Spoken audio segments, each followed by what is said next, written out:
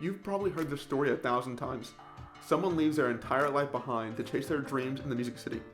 But do you know anyone crazy enough to drop out of college during the last month of their senior year? Well, you've probably heard him on the radio. Luke Combs, broke, jobless, and planless, dropped out of university to pursue a career in music on a prayer. It's not your average dream chasing scenario though. This one is for the history books. Hey everybody, you're watching Playing for Cats, a channel dedicated to helping animals in need get the help they need. If you want to support the cause, hit the like and subscribe button, then check out the links in my channel to see how you can financially assist nonprofits helping these animals. Luke Albert Combs. Yeah, you probably didn't know his middle name was so nerdy. Was born an only child in North Carolina to blue-collar parents. Dude is country to the bone. If you've ever seen his signature Crocs, you know this guy is legit country. A vocalist since he was young, Luke's been playing music his whole life. As you can tell in a bunch of his songs, he had a very uneventful stint in high school football and college rugby. But he can't say the same for his musical career. His parents bought him a guitar in the 7th grade, which he promptly put away after failing during his lessons. Luckily, his school requires students to do more than just a regular course load, so he stumbled into choir. He took a liking to this so much more than guitar, even going so far as to be their soloist when they performed at Carnegie Hall. When he left for college at Appalachian State University, he kept the same passion. He joined numerous vocal groups on campus, but he needed cash to fund his beer drinking habits. He started as a bouncer at a local bar where cover bands would come through and play easy music. Luke realized the opportunity, so he took to the stage there. When he heard an Eric Church CD, who also attended the same university, he was inspired to write his own music.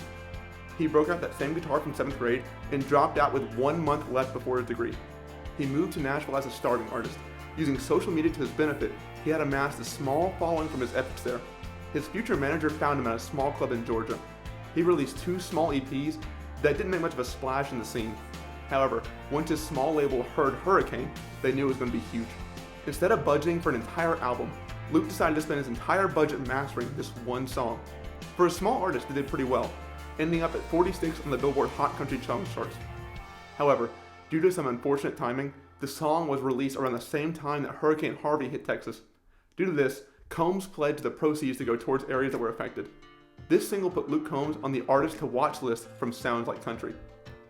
It was when he signed with Columbia Records in Nashville, things really blew up. With a record label as big as Sony's Columbia Records, Combs had the marketing power to get his songs in front of millions. With his new album, This One's For You on the way, the label released Hurricane as a new single, this time going #1 and staying there for 2 weeks, the first time a male artist has done that since Darius Rucker in 2008. When This One's For You finally released, the album went #1 in the country charts and #5 on the Billboard 200. 2 more singles were released, When It Rains It Pours and One Number Away, which both had massive commercial success. Soon after, the deluxe edition of the album released, which had 2 more singles. This gave Luke Combs' debut album 5 #1 songs on the country charts and #1 on 3 other charts as well. As of right now, the album is 4 times platinum. But this year was also the year the Route 91 Festival shooting, which Luke Combs and his band were performing at prior to the attack. 2019 was a massive year for the country artist. If you're a longtime country fan, you know how important it is to be invited to the Grand Ole Opry. This One's For You also spent 44 weeks at the top spot for country albums, setting the record for the longest time spent at the top of the chart. What You See Is What You Get was his next album. This one saw 4 singles, which, of course, all went #1 on the country charts. He also finally got that Eric Church duet on Does To Me.